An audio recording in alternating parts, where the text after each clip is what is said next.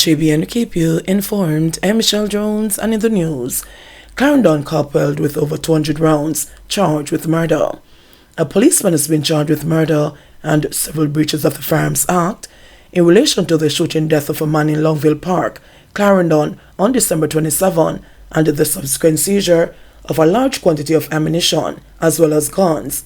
He is 32-year-old Constable Jamaica Ingram of Petunia Crescent in Longville Park. In the first instance, he and his co-accused, 33-year-old Sheldon Harris, a car wash operator of Ponciano Way, also in Longville Park, were charged jointly with murder, possession of a prohibited weapon, unauthorized possession of ammunition, and use of a weapon to commit a felony. These charges stem from the shooting death of 59-year-old farmer Donnet Lowe, also for Longville Park address. Reports from the Clarendon police are that about 4:45 a.m., two men, one armed with a gun, visited Lowe at his home and engaged him in a brief conversation. Shortly after, loud explosions were heard and the police were alerted. On their arrival, Lowe was seen lying in blood with gunshot wounds to his upper body. He was assisted to hospital, where he was pronounced dead. The swift action of lawmen led to the arrest of the duo, and they were subsequently pointed out during an identification parade later the same day. Investigators, in pursuit of evidence relative to the murder of Lowe, led them to Constable Ingram's home where an operation was conducted. A search of the premises was done in the presence of Ingram and a 32-year-old customer service representative, Shanika Simpson, who also resides at the address. The search resulted in the recovery of several rounds of assorted ammunition, among other things, in a barrel in their bedroom. The search yielded one pistol, 216 5.56 rounds, one 20-gauge cartridge, 15 12-gauge cartridges, 47 9mm rounds, 26 7.62 rounds, 68.38 special rounds, 9 M16 magazines, one submachine gun magazine, and 2 pistol magazines. Ingram and the Sims were then slapped with the charges of possession of a prohibited weapon, unauthorized possession of ammunition, dealing in prohibited weapon, stockpiling of prohibited weapon, and unauthorized use of premises for the storage of firearm. The policeman and his co-accused are scheduled to appear in the Mappin Parish Court on Monday, January 8. Westmoreland records first murder for 2024. After ending 2023 with 117 people killed, Westmoreland recorded its first murder of the year on Saturday night. According to the police, a man identified as 39-year-old Delford Coke, also known as Crumsey, a laborer, was shot dead by an unknown assailant at about 10 p.m. in Blackheath district in the parish. Reports from the police indicate that Coke was inside his dwelling when he was confronted by a lone gunman who opened fire, hitting him in the face and the chest. The gunman then escaped on foot in the area. The now deceased was later discovered by neighbors. The police were summoned, and on their arrival, Coke was observed lying on his back, suffering from multiple gunshot wounds. He was transported to the Savlamar Public General Hospital, where he was pronounced dead. 2 shot, 1 fatally, in alleged attempted robbery in downtown Kingston. 2 men were shot, 1 fatally, on Beckford Street in downtown Kingston on Sunday morning. 1 gun was also reportedly recovered. It is understood that sometime after 4 a.m., the men allegedly broke into a wholesale and stole several items. Law enforcement officers were alerted and reportedly faced gunfire upon their arrival. The police returned fire, and when the shooting subsided, the 2 men were found suffering from gunshot wounds. They were taken to hospital, where one was pronounced dead, while the other was admitted under police guard. Policemen arrested after being held with ganja and cash on station compound. A 28-year-old police constable assigned to the guard room at the Montego Bay Police Station in St. James has been arrested on reasonable suspicion of possession and dealing in ganja. The constable was found with contraband and cash on the police station's compound on Friday. He was reportedly seated in his car when a search was conducted by cops.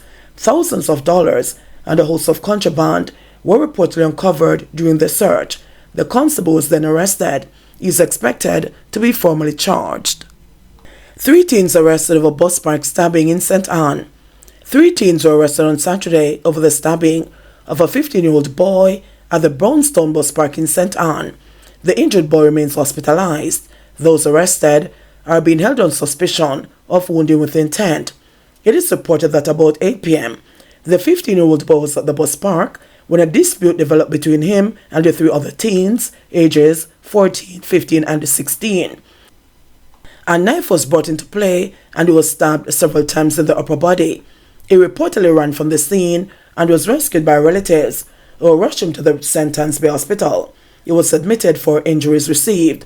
A report was subsequently made to the Brownstone police and an investigation led to the arrest of the 3 teenagers. JCF mourns death of second officer in as many days. The Jamaica Constabulary Force JCF has been plunged into mourning once more following the passing of a detective sergeant. The deceased is Willie Porter, a veteran lawman who died at the University Hospital of the West Indies on Sunday. It is understood he was admitted there on Thursday for an undisclosed medical issue. This is the second member of the JCF to die in as many days. On Friday, a police corporal attached to the Center for Investigation of Sexual Offences and Child Abuse, Sissoko, died after complaining of not feeling well. Corporal Dalton Hemmings was taken to hospital where he later died. It is unclear what caused the corporal's sudden illness. Hemmings was 1 week shy of completing 26 years of service to the JCF. Preliminary investigation reveals burnt-out plane in St. Elizabeth registered in Venezuela. Local aviation officials are set to make contact with their Venezuelan counterparts as they continue their probe into the burnt-out plane found in St. Elizabeth on Friday night. This latest development follows the discovery among the wreckage of a partial registration number YV, which is the aircraft registration prefix for Venezuela. It is understood that the aircraft and engine data plates appear to have been removed as investigators did not find them. It has also been revealed that checks made by the Jamaica Civil Aviation Authority showed that the aircraft did not operate from any of the island's airports. The contact with the Venezuelan Civil Aviation Authority is to trace the aircraft to an owner. The wreckage of the aircraft was found in a swamp in the Elim Brace River area northeast of Santa Cruz. The area, which forms part of the Upper Black River Morass, is reported to have been used as a landing site for a small aircraft decades ago when the ganja export trade flourished. A police source said on Saturday bamboo lights attached were reportedly seen on either side of the road, used as a makeshift airstrip. A preliminary probe into the circumstances surrounding the discovery of the burnt-out aircraft include a theory that the plane might have been involved in suspicious activity. Teen killed in bike crash hours before 20th birthday. Sasha Brown, otherwise called Trey, would have celebrated his 20th birthday on Saturday, but a tragic incident robbed him of ever seeing that milestone.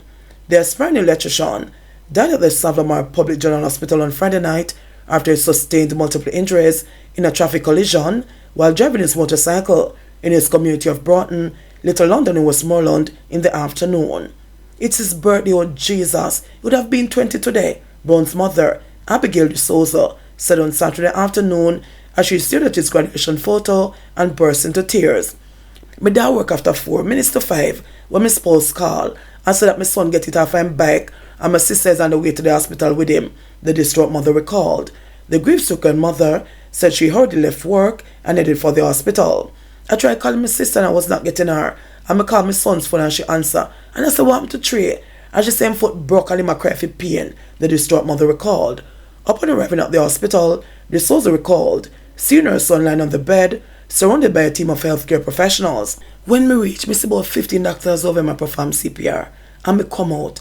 And about 20 to 25 minutes after the doctor called me and said, Mommy, your son never make it, the mother said, adding that her son was due to do a job interview on Monday. Following Brown's death, the Westmoreland police had a targeted operation at the crash site on Saturday. The lawmen seized 2 motorcycles that were said to be unlicensed. Several motorcycle operators were also stopped and found to be operating contrary to the road code. One bike taxi operator was fined $33,000. Reports from the police are that about 4:30 p.m., Brown was driving his black special edition motorcycle along the Broughton Main Road towards Little London, when upon reaching a section of the main road, he collided with a grey Toyota Tundra van. Brown sustained multiple injuries. He was rushed to the hospital where he died on Friday night while undergoing treatment. JBN will keep you informed. Please remember to subscribe, like, share, leave us a comment, and click the notification bell to receive our daily news items.